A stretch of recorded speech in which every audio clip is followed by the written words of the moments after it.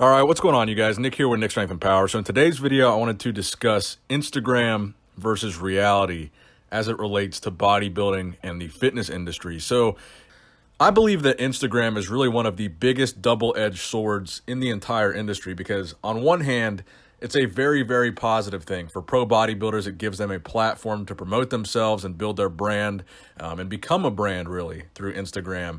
And also on that same token, a lot more people post workout selfies and gym selfies and fitness motivation stuff on Instagram, that the reality of that is inspires a lot more people to work out and a lot more people to get in shape. And I think the advent of Instagram has really led to what has become really a fitness revolution over the past couple years. For example, when I first started going to the gym back in 2007, 2008, when I was like 12 or 13 years old, back then I was like the only kid in the gym. I was like the only teenager there because social media wasn't around yet. People weren't posting gym selfies. People weren't posting fitness pictures on the internet. And there really wasn't this big wave of younger people in the gym if they didn't have to be. When I was in high school, the only people that would go to the weight room or go to the gym after school outside of school were the football players or the wrestlers or the athletes that needed to work out. Other than that, there weren't people just going to the gym to have a good physique. It just wasn't really a thing amongst people in my age demographic. And now with Instagram, we see literally millions of people with fitness in their name, in their account, just posting gym selfies. And I think it's a good thing on one hand because it does inspire a lot more people to start working out and kind of get on the fitness bandwagon. But on the other hand, there's a lot of unrealistic expectations created by the fact that Instagram has become so popular and such a popular platform for fitness and bodybuilding influencers because of two things. Number one, the unrealistic expectations. There's a lot of these bodybuilders that are taking all kinds of things to get their physiques at this point, using Photoshop, using filters. I mean, we all use filters on our photos, so basically all of us Photoshop to some extent because no matter what, someone's using a filter, someone's sharpening their picture, someone's adjusting something on their picture to make them look better. So we all Photoshop to some extent, but some people actually Photoshop the size and shape of their muscles and stuff like that to make them look bigger. And I think that whole unrealistic expectation thing is a problem for the impressionable younger people looking at these photos. And that feeds into the second point, which would be scammers, people using Instagram in the bodybuilding and fitness industry to scam people into buying a product that those people will think will make them look like that person. Now, on the Instagram versus reality, unrealistic expectations point, not the scamming point, I think a good example of this would be a bodybuilder named Craig Elias. Now, Craig Elias, I have nothing against the guy. I mean, he's obviously a massive guy. He has a tremendous online following. But one of the things that a lot of people will do is they'll send me pictures of Craig Elias and tell me to make a video talking about why is this guy not Mr. Olympia? Why is Craig Elias not in the Olympia lineup? Why is he not a pro bodybuilder? Why has he not won the Olympia yet? Questions like that, where people see the physique that Craig presents on social media and they think, man, well, if he looks like he looks in his pictures, this guy should be a pro bodybuilder. This guy should be Mr. Olympia just based on how he looks on Instagram. Now, I actually don't think that Craig Photoshops his pictures, but I do think a large portion of why he looks so big in these pictures is the way he angles himself, the lighting, the filters, the edits to the photos, that if you saw him on an actual bodybuilding stage, he's not going to look like he looks in these Instagram photos. And that's one of the things that's kind of funny when we're going into a big show like the Mr. Olympia and the bodybuilders start posting their updates on social media and on Instagram when they're a couple weeks out. Everybody looks like Mr. Olympia on Instagram. Everybody looks shredded to the bone. Everybody looks diced because they're only posting their best shots, their best pictures. They're filtering them, and they're only showing their physique from an angle where it looks its best to generate the most hype going into that show.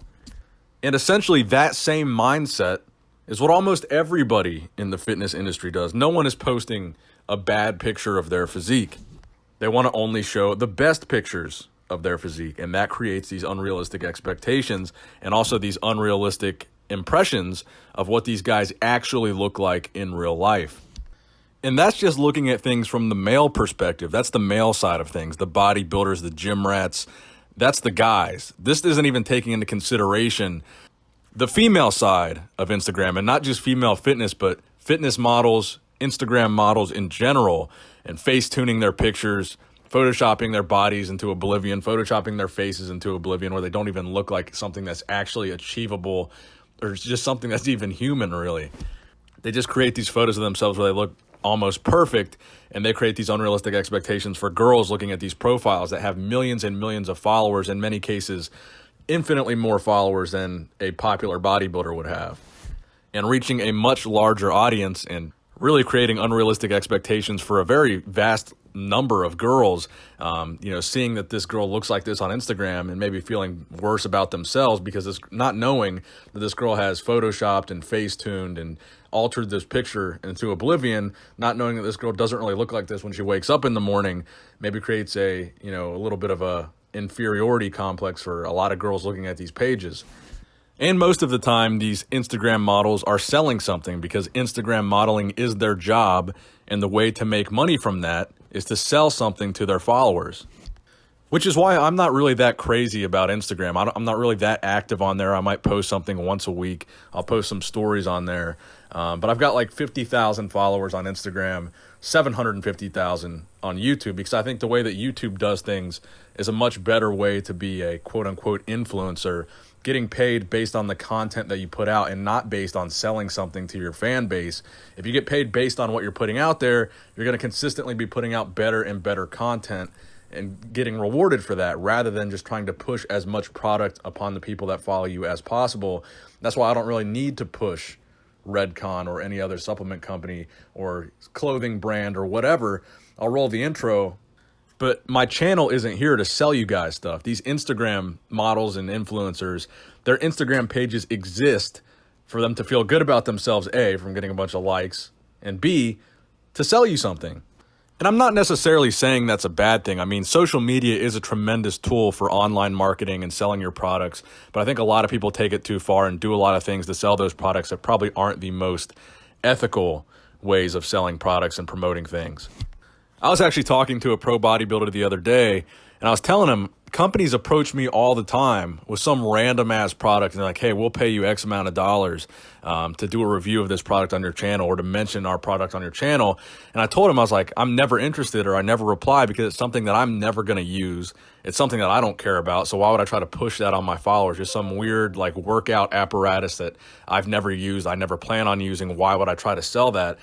That's why the only thing that I ever really agreed to promoting was Redcon 1 supplements, because I actually use protein, creatine, stimulant-free pre-workouts on a daily basis. So that's something I feel comfortable promoting. I'm not going to promote some guy's shake weight that I'm never going to use. But the problem is a lot of people on social media will do that, and they'll promote anything, whether they use it or not, whether they care about it or not, whether they believe in it or not. If the check is fat enough, they will promote it.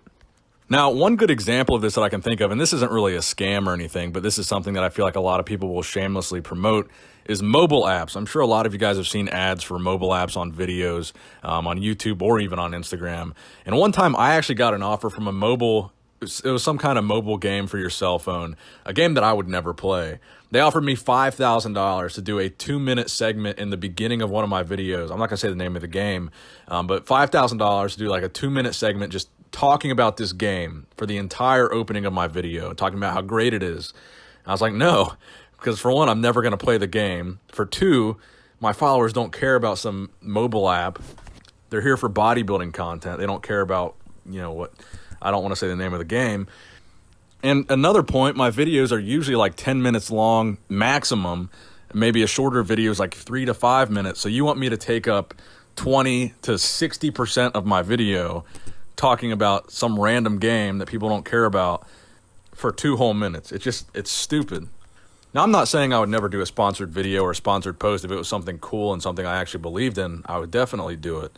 But most of the time, it's just nonsense, and that's the point with Instagram. I see it all the time, the flat tummy tea and just all kinds of random bullshit supplements and bullshit products and just stuff that these people promote that you can tell they don't care about. Teeth whitening kits is an example that I see all the time.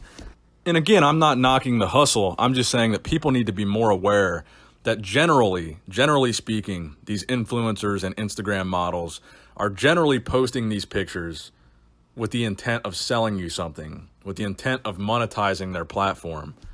Which again, not necessarily a bad thing, but oftentimes the things they're promoting and the way they're promoting them are unrealistic and a little bit sketchy.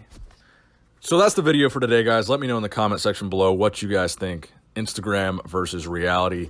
Thank you guys for watching. Please subscribe to this channel if you have not already. Nick Strength and Power, signing out.